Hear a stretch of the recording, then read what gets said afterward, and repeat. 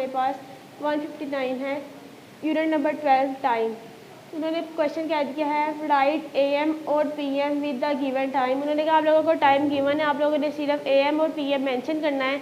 सबसे पहले AM और PM, रात 12 से दिन के 12 बजे तक हमारे पास AM होता है, फिर दिन के 12 से रात के 11 बजे तक हमारे पास PM होता है।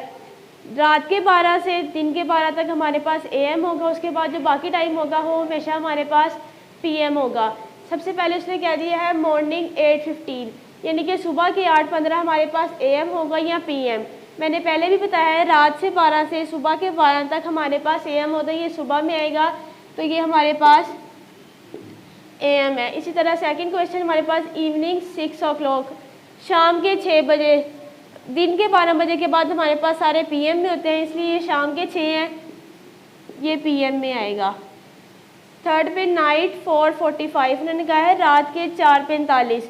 मैंने पहले बताया रात के 12 से दिन के 12 हमेशा AM होगा, ये इन्होंने रात के 4:45 कह दिया तो ये भी AM में आएगा। फोर्थ वन मॉर्निंग 11:25, ये भी सुबह का AM में आएगा। नून 12 o'clock, दिन के 12 बजे, ये PM में आएगा। आफ्टरनून 2:25, ये भी PM में आएगा। इवनिंग 7:05, ये भी PM में आएगा। लास्ट में कह रही है 9:40, रात के 9:40, ये भी PM में आएगा।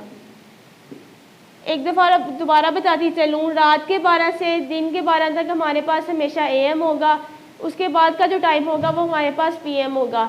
आप लोगों ने इस पेज की प्रैक्टिस अच्छी तरह करनी है ताकि आप लोगों को पता चल जाए।